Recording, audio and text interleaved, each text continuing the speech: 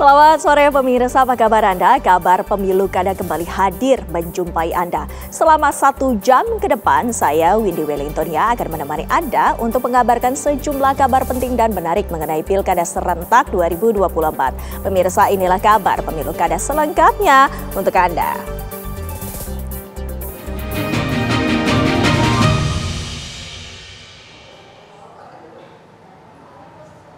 Susunan Kabinet Prabowo Gibran semakin terang setelah Presiden terpilih Prabowo Subianto membocorkan komposisi kabinetnya. Menurutnya, kabinetnya akan diisi oleh banyak nama yang kini menjabat sebagai menteri di Kabinet Presiden Joko Widodo.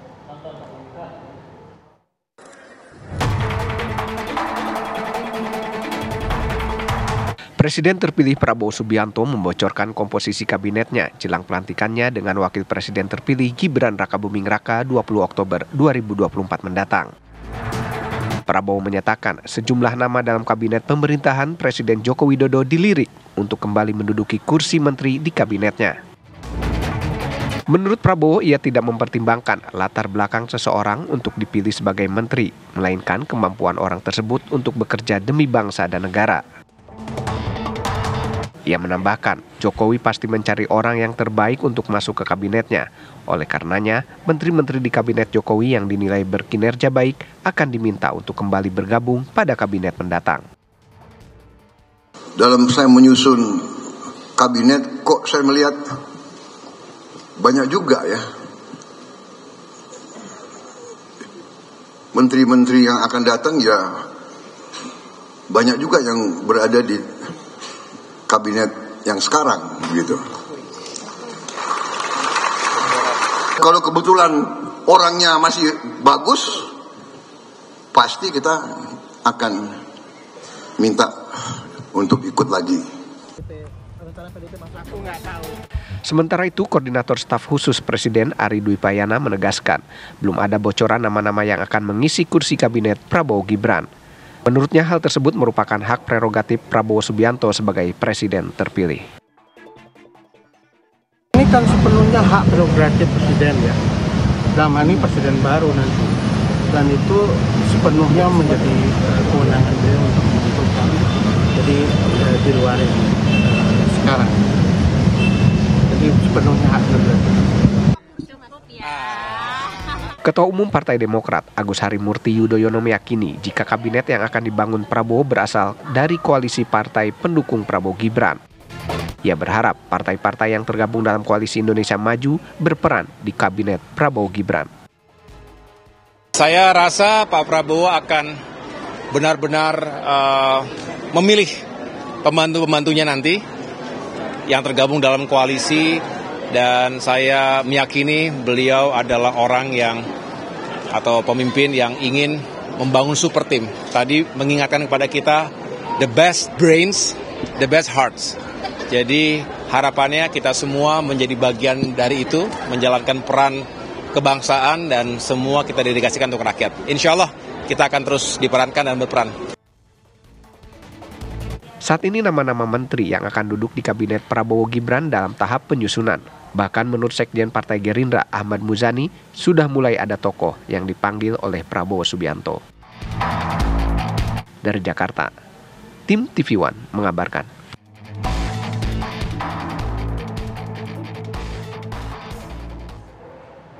Nama politikus Partai Golkar Maman Abdurrahman dikabarkan menjadi salah satu calon menteri di Kabinet Prabowo Gibran. Nama Maman Abdurrahman disinggung oleh Ketua Harian Partai Gerindra Sufmi Dasko saat rapat audiensi yang membahas subsidi motor listrik di Gedung Parlemen Senayan. Maman disebut-sebut bakal mengisi pos Menteri Usaha Mikro Kecil dan Menengah atau UMKM.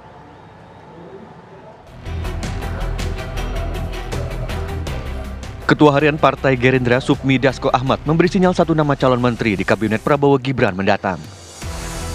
Dalam rapat bersama Asosiasi Industri Motor Listrik Indonesia di Kompleks Parlemen Senayan, Dasko menyebut nama politikus Partai Golkar Maman Abdurrahman sebagai salah satu calon menteri UMKM.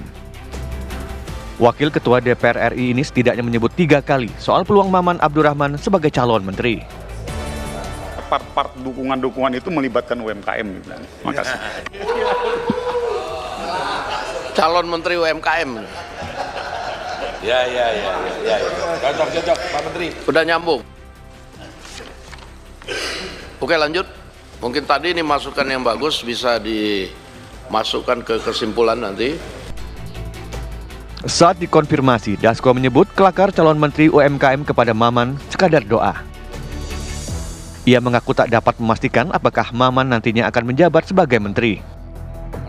Nah, ini tadi ada kelakar juga nih Menteri UMKM. Ya, tadi saya doakan kepada Pak Maman supaya itu bisa mengurus UMKM dengan baik yang berkaitan dengan motor listrik terutama begitu kira-kira. Ini permintaan Pak Prabowo langsung nih ya untuk memberi amanah ke Bang Maman misalnya untuk mengurus kementerian. Ya itu nanti kita lihat 2 minggu lagi. Terima kasih. Nama-nama sejumlah kandidat menteri belakangan memang banyak beredar di berbagai media sosial. Namun belum dapat dipastikan apakah nama-nama yang beredar tersebut masuk dalam kabinet mendatang. Tim TV One mengabarkan. Presiden Joko Widodo dan Presiden terpilih Prabowo Subianto berdiskusi santai sambil makan malam di kawasan Senayan, Jakarta pada Selasa lalu. Pertemuan empat mata dua tokoh bangsa tersebut diharapkan bisa berdampak positif menjelang pergantian pemimpin negara pada tanggal 20 Oktober 2024 mendatang.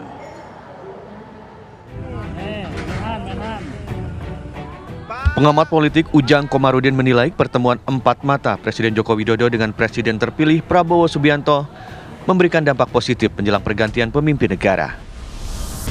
Pertemuan tersebut seakan-akan memberi sinyal kepada publik bahwa keduanya kompak dan satu frekuensi menjelang transisi pemerintahan.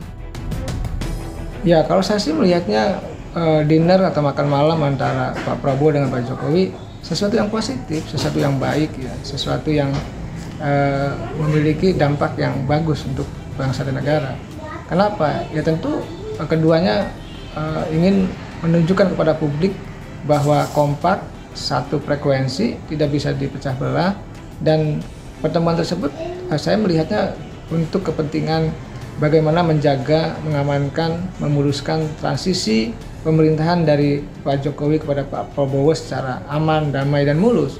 Dan ini menjadi penting. Karena kalau misalkan kedua tokoh bangsanya tidak akrab, tidak guyup, tidak rukun, ini kan transisi menjadi persoalan. Tetapi kita menyaksikan keduanya bertemu, artinya ada kesepakatan untuk keduanya menjaga bangsa dan negara, menjaga transisi agar berjalan dengan aman, damai, dan mulus tadi. Dan yang kedua ya bisa jadi komitmen bersama mereka untuk bisa saling menjaga, untuk saling mendukung ya dalam konteks pemerintahan 5 tahun ke depan.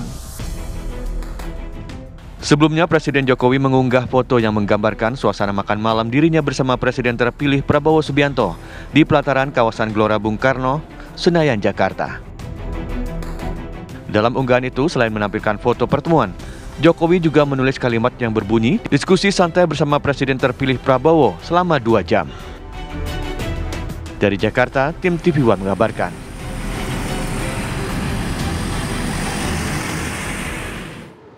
Tiga pasangan calon Pilkada Jakarta menyuguhkan sederet janji manis dan gagasan menarik tentang pembenahan kota Jakarta di debat perdana. Apakah program-program yang ditawarkan cukup realistis dan bisa diterima oleh warga Jakarta yang terkenal sangat rasional?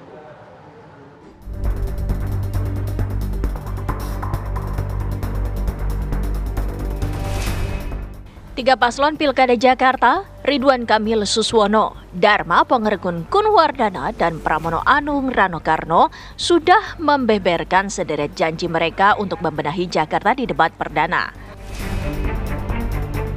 Debat yang mengambil tema penguatan sumber daya manusia pada 6 Oktober lalu memang menyuguhkan banyak gagasan menarik. Pertanyaan yang kemudian muncul, apakah program-program yang ditawarkan cukup realistis dan bisa diterima warga Jakarta yang terkenal sangat rasional? Itu masih normatif dibandingkan debat mungkin 5 tahun yang lalu, dan masih ada peluang ya untuk mereka itu kembali misalnya mempertajam program apa yang ingin dicapai, lalu seperti apa dalam konteks detailnya. Misalnya saja, kalau berbicara tentang riverways ya, atau angkutan umum melalui sungai-sungai di DKI Jakarta, harus ada gambaran kalau sampai di Harmoni, sampai mana itu gitu ya. Bagaimana kita bisa melihatnya dengan sungguh-sungguh. Kemudian juga job fairs misalnya, kalau dia lakukan 3 bulan sekali, itu seperti apa, lalu apa akibatnya bagi sesungguhnya ketika mereka mencari kerja. Pada pasangan nomor 2 yang dulu keluar dengan ide wifi gratis, kemudian juga sekolah gratis, itu sekolah apa yang gratis? Swasta. Oke, ada ukuran-ukurannya supaya orang tidak punya salah duga misalnya, atau harapan yang terlalu besar.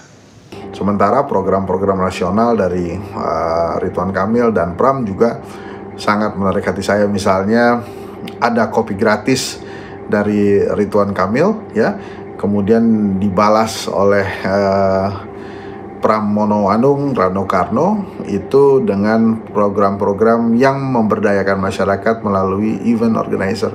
200 juta per RW tentu saja masih menjadi tanda tanya, tapi itu pasti akan menjadi atau memiliki daya tarik tersendiri buat para ketua RW gitu ya, karena besar sekali, 200 juta per tahun itu sekitar 16,6 juta per bulan, bisa dibuat macam-macam tuh. Debat memang menjadi salah satu instrumen untuk meyakinkan publik yang diharapkan bisa menopang perolehan suara.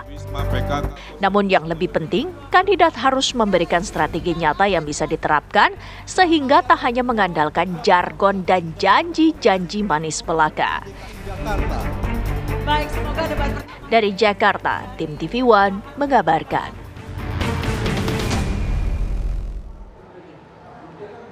Pemirsa, kabar pemilu kada masih akan kembali selepas jeda pariwara berikut ini. Ada kembali bersama kami, pemirsa. Calon Gubernur Jakarta nomor urut 1 Ridwan Kamil menegaskan tidak ada unsur kesengajaan untuk melibatkan anak-anak dalam kegiatan belusukannya di penjaringan Jakarta Utara 8 Oktober lalu. Akan munculnya anak-anak saat belusukan di penjaringan 8 Oktober lalu, namun ia tidak melarang Bawaslu menindaklanjuti hal tersebut jika ada yang melapor.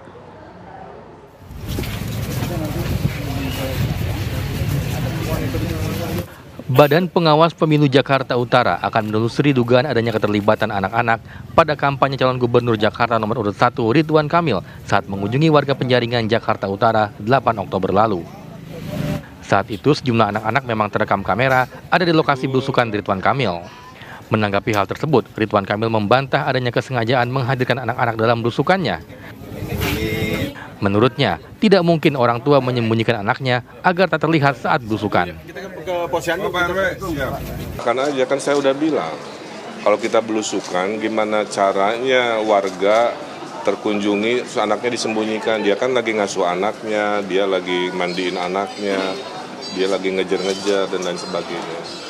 Jadi nanti biar pakai akal sehat aja lah, kira-kira begitu. Disengaja apa enggak kan. Meski membantah, Ridwan Kamil mempersilahkan Bawaslu untuk menelusuri dugaan keterlibatan anak-anak dalam belusukannya. Ia juga menegaskan tidak ada unsur kesengajaan untuk melibatkan anak-anak saat kampanye. Dari Jakarta, Laura Louis, Ziko, TV One mengabarkan. Calon Gubernur nomor urut 2 Dharma Pongrekun belusukan menemui warga Sungai Bambu, Jakarta Utara. Tak hanya berbelanja masalah, Dharma berjanji akan membina para pengamen dan memiliki bakat profesional.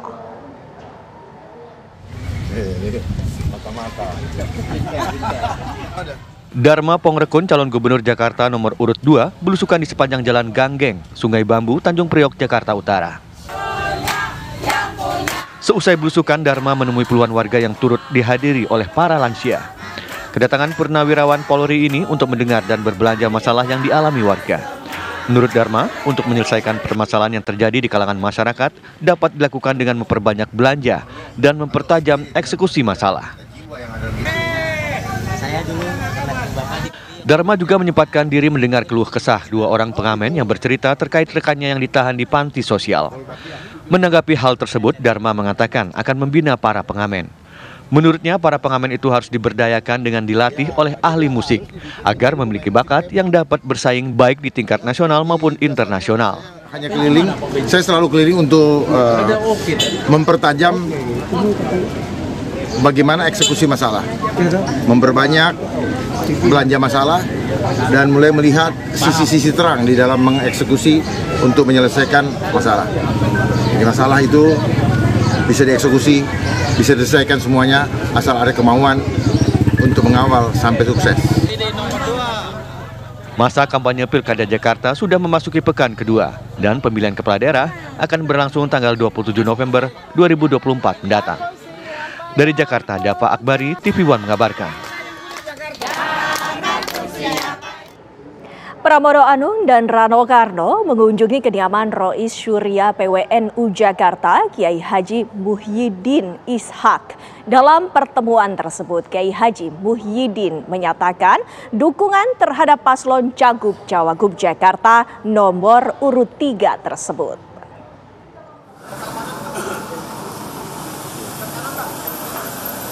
Pasangan calon gubernur dan wakil gubernur Jakarta nomor urut 3, Pramono Anung dan Rano Karno mengunjungi kediaman Rais Syuriah PWNU Jakarta, Kiai Haji Muhyiddin Ishak. Pertemuan ini dinilai merupakan bentuk komitmen paslon Pramono Rano untuk membenahi sektor pendidikan dimulai dari sekolah negeri hingga kursi madrasah dan pesantren.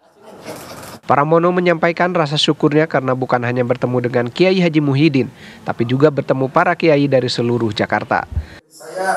Dalam kesempatan ini, Pramono turut menyinggung persoalan perlunya payung hukum untuk mendanai pesantren serta honor gaji para guru, terutama guru madrasah dan PAUD.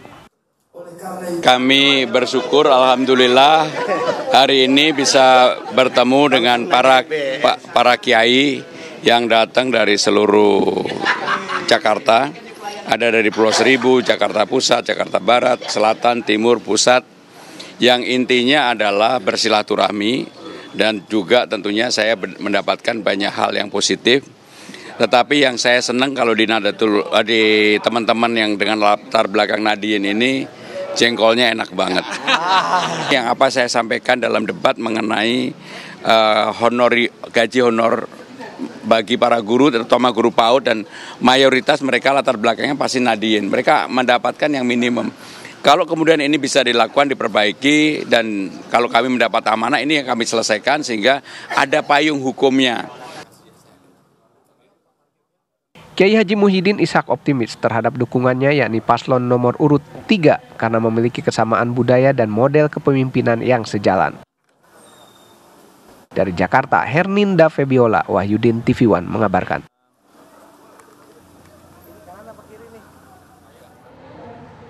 Pasangan calon gubernur Jawa Tengah nomor urut 1 Andika Perkasa Hendrar Prihadi berdialog dengan buruh serta direksi dari salah satu pabrik garmen di Semarang, Jawa Tengah. Dalam kesempatan itu, Andika mengomentari perpindahan sejumlah industri dari Banten ke Jawa Tengah karena upah minimum yang kompetitif.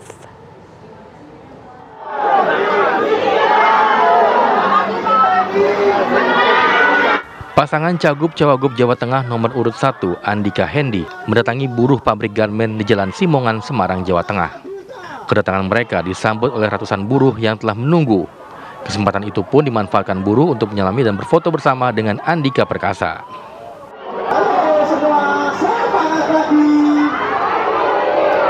Paslon yang diusung oleh PDIP itu kemudian berdialog dengan buruh serta pihak manajemen perusahaan untuk menyerap aspirasi. Andika kemudian mengomentari mulai tumbuhnya industri di Jawa Tengah karena upah minimum yang masih rendah dibanding Jabodetabek. Hal ini membuat Jawa Tengah mulai dilirik oleh para investor. Jadi memang kalau kita berpikiran lebih luas, kita kan masih punya kira-kira 10,47 masyarakat Jawa Tengah ini yang tergolong miskin. Nah, yang nganggur sendiri itu kira-kira 4,4%. Ya kita harus punya tepos liro untuk berbagi. Karena dengan situasi seperti ini, semakin banyak perusahaan yang merelokasi atau pindah ke Jawa Tengah, maka akan semakin banyak masyarakat kita yang nganggur, yang miskin ini akhirnya mendapatkan pekerjaan yang lebih bagus. Menurut Andika, industri garmen di Jawa Tengah masih dalam proses pemulihan setelah terkena dampak pandemi COVID beberapa tahun lalu. Dari Semarang, Jawa Tengah, Didit Kordias, TV One mengabarkan.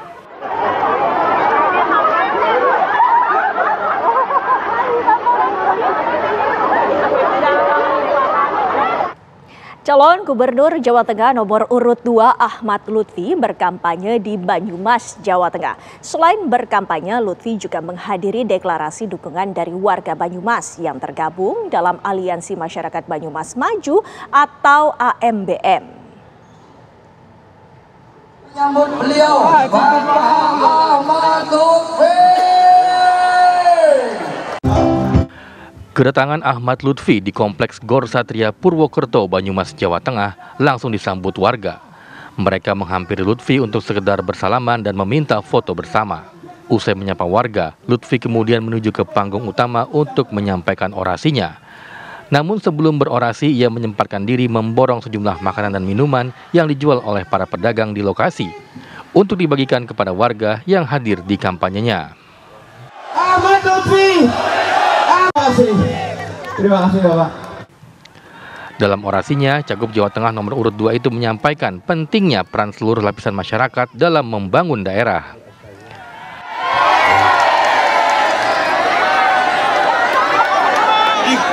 Ini semua untuk memberikan jaminan kesejahteraan kepada masyarakat dari lapisan terbawah sampai lapisan teratas.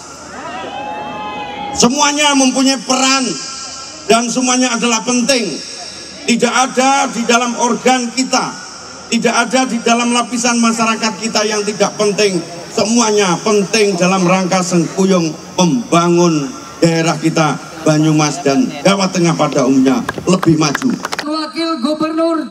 Dalam kegiatan itu, Lutfi juga menyaksikan deklarasi dukungan dari Aliansi Masyarakat Banyumas Maju atau AMBM yang siap membantu memenangkan pasangan Lutfi Tachiasin di Pilgub Jawa Tengah. Tak hanya itu, mantan Kapolda Jawa Tengah tersebut juga menghibur warga yang hadir di kampanyenya dengan menyanyikan sejumlah lagu.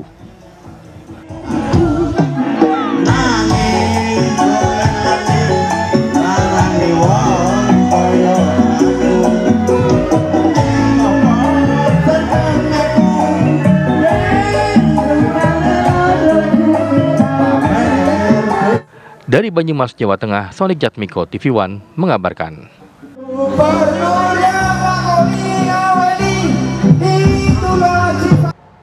Sejumlah informasi lainnya dari dunia politik masih akan kami hadirkan selepas jeda pariwara berikut ini. Tetaplah bersama kami di Kabar Pemilu Kada.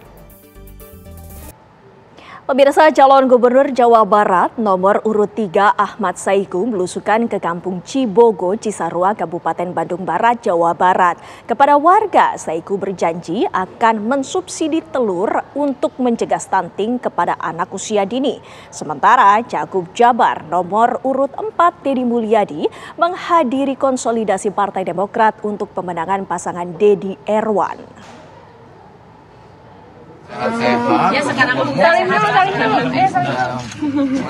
Ahmad Saihu melakukan safari politik sekaligus belusukan ke Kampung Cibogo, Cisarua, Kabupaten Bandung Barat.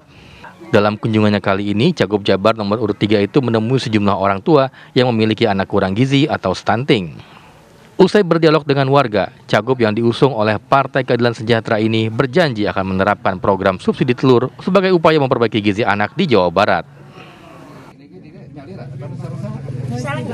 Nah, untuk itulah kami mungkin bertekad dengan Pak Ilham dalam rangka mengatasi stunting ini, mungkin kita akan upayakan tadi untuk penambahan protein.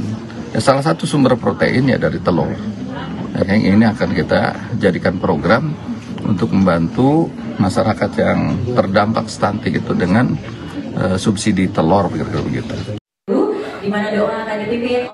Sementara Cagup Jawa Barat nomor urut 4 Deddy Mulyadi hadir dalam rapat konsolidasi Partai Demokrat untuk Pilkada serentak.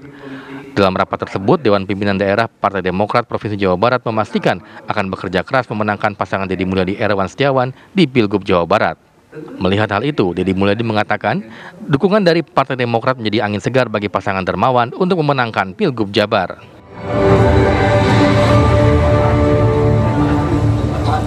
Bahagia ya bertemu dengan keluarga besar Partai Demokrat. Orang-orang yang sesungguhnya sudah saya kenal dan sudah punya kedekatan emosional sejak lama. Sehingga mengembangkan spirit Jabar istimewa dan memenangkan pasangan Dermawan kayaknya bukan hal yang terlalu berat bagi Partai Demokrat, karena persyaratan orang untuk mendukung orang itu walaupun partainya maksa, kalau nggak disukai susah. Tapi kalau kader-kadernya suka, dia nggak usah diinstruksikan dengan panggilan jiwa. Dan saya lihat saya dengan Demokrat itu kawin dengan penuh dengan cinta, bukan kawin paksa. Seluruh kader Demokrat di Jawa Barat diminta turun ke masyarakat untuk mengkampanyekan program-program paslon yang diusung oleh Koalisi Indonesia Maju itu. Dari Bandung, Jawa Barat, Asep Barbara, Endra Kusuma, TV One mengabarkan. KPU Provinsi Jawa Barat menggelar fokus grup diskusi bersama tim perumus untuk menentukan tema debat. Untuk menentukan tema debat, KPUD telah menunjuk 7 tim perumus terdiri dari akademisi, profesional, dan tokoh masyarakat Badan Perencanaan Pembangunan Daerah Provinsi Jawa Barat. Untuk lokasi debat pada tanggal 11 November itu akan digelar di Kota Bandung, 17 November digelar di Kota Cirebon, dan 23 November di Kabupaten Bogor. Tema debat telah selesai dirumuskan oleh tim sesuai PKPU 1363 terkait dengan kampanye. Ada 3 tema besar yang nantinya akan menjadi topik debat Pilgub Jabar. Kalau misalnya makan siang gratis disampaikan ke daerah, kumaha. Lanjut. Ketua Umum PSI sekaligus putra bungsu Joko Widodo, Kaisang Pangarep, mengadakan safari politik ke Boyolali, Jawa Tengah dengan bermain bola bergabung dengan kesebelasan Putra Mulyono. Sementara untuk lawannya adalah calon Bupati Boyolali Agus Irawan dengan kesebelasan kejar paket C.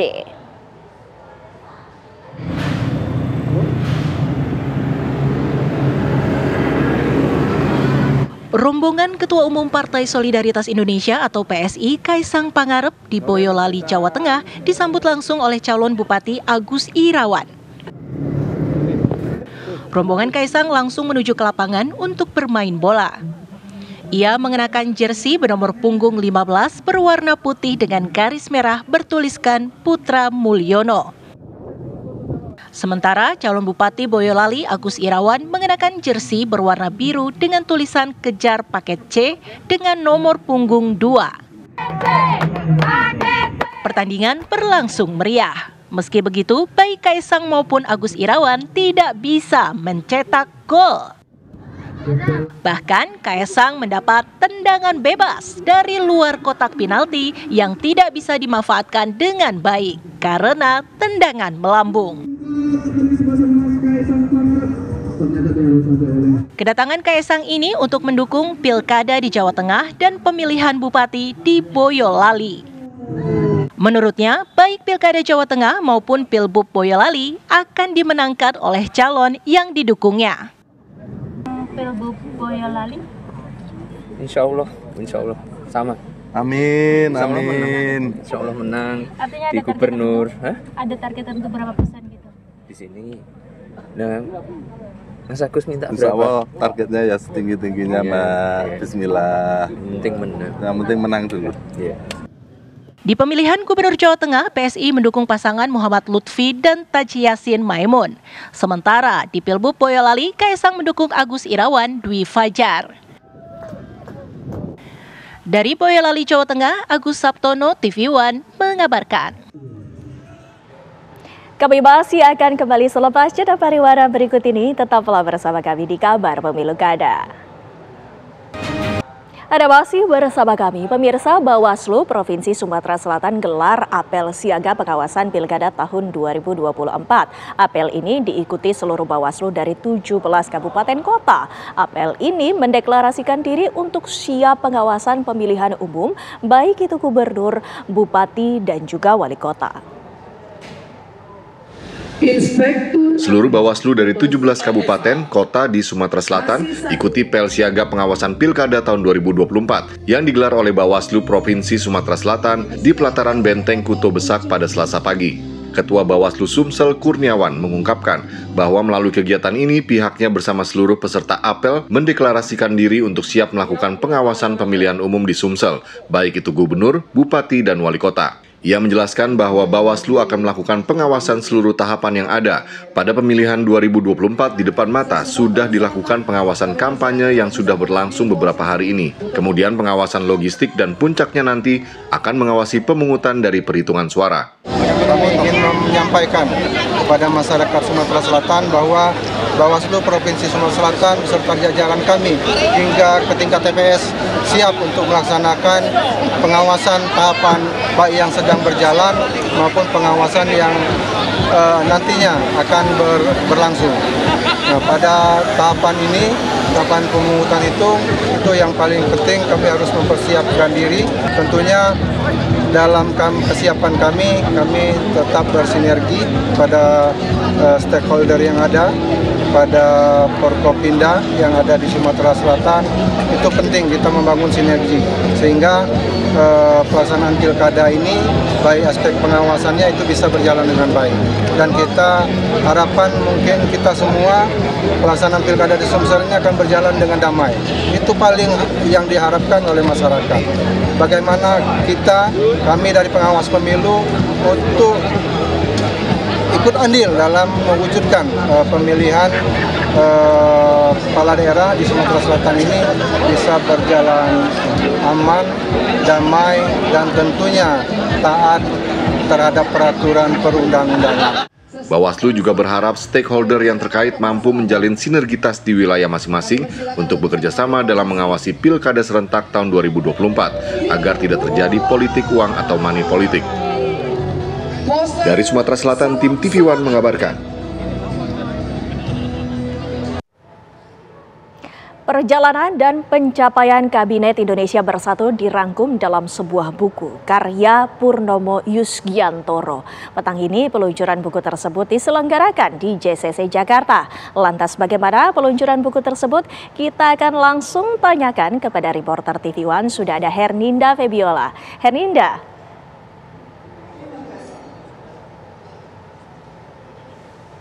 Ya, selamat petang pemirsa. Di sini merupakan acara dari paguyuban Kabinet Indonesia Bersatu, yang mana ini merupakan acara peluncuran buku perjalanan Kabinet Indonesia Bersatu yang berjudul dengan Perjalanan dan Pencapaian Kabinet Indonesia Bersatu periode tahun 2004 hingga 2009 di bawah masa pemerintahan Presiden Susilo Bambang Yudhoyono serta Jusuf Kalla. Adapun ini tamu-tamu VIP termasuk mantan Presiden ke-6 SBY dan juga Wapres Jusuf Kalla telah memasuki ke area acara didampingi dengan Wapres Jusuf Kalla.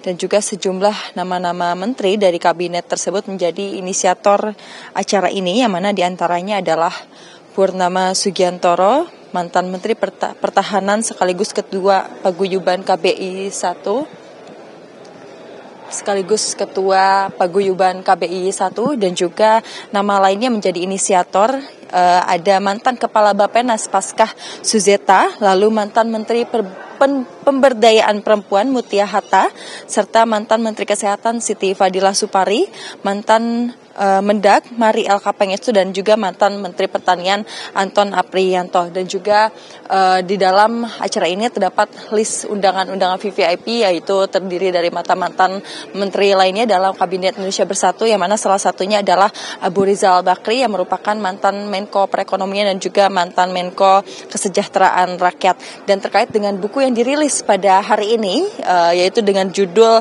Perjalanan dan juga Pencapaian Kabinet Indonesia Bersatu periode tahun 2004 hingga 2009, ini diharapkan dapat menggambarkan perjalanan capaian usaha serta juga kerja keras di masa pemerintahan Presiden ke-6 Indonesia, yaitu Susilo Bambang Yudhoyono dan juga Wapres Jusuf Kalla. Buku ini juga diharapkan dapat menjadi dokumentasi sejarah bagi generasi muda ke depannya. Sementara kembali ke studio.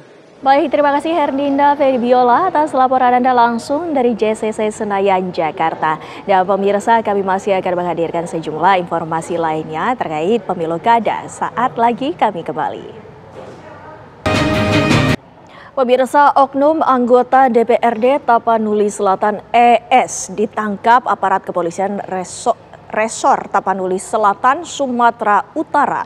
ES ditangkap petugas di salah satu hotel di Kota Padang Sidempuan atas kasus dugaan otak pelaku bentrokan karyawan PT Sinar Avanos Emas atau PT SAE pada Februari 2024 silam.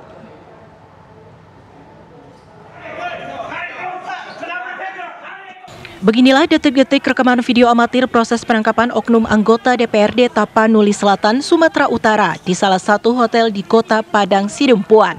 Proses penangkapan ES ini sempat mendapat perlawanan dan diwarnai protes rekan-rekan tersangka ES.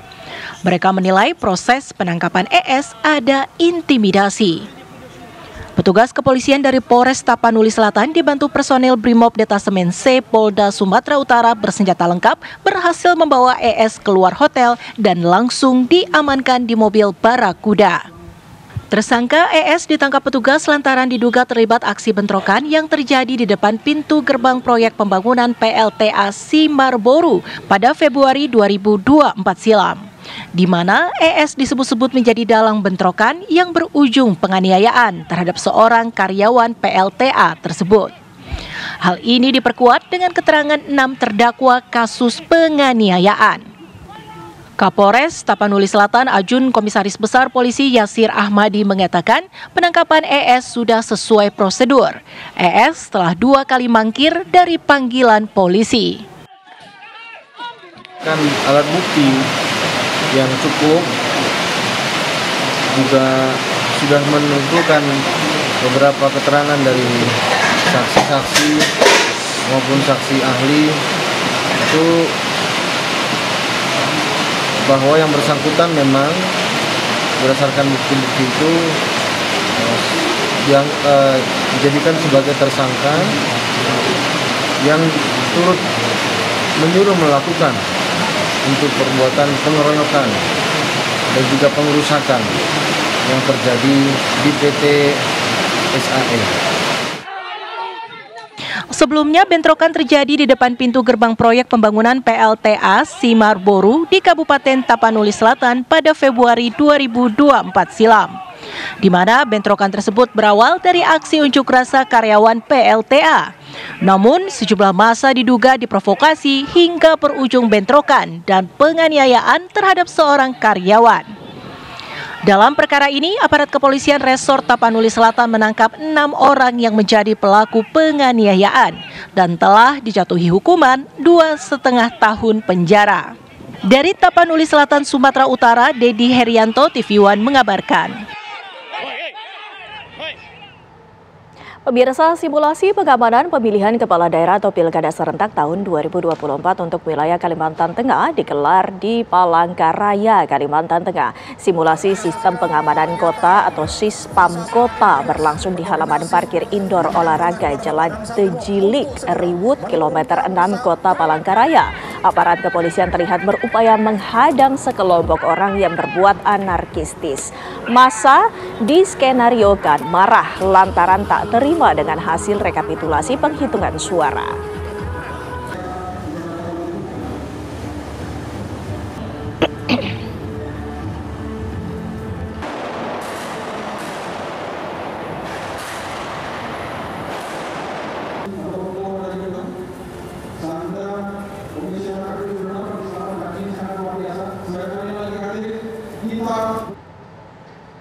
Kabar tadi sekaligus menutup perjumpaan kita di Kabar Pemilu Kada. Saya Windy Wellington, ya pamit undur diri. Terima kasih atas perhatian Anda. Selamat sore, sampai jumpa.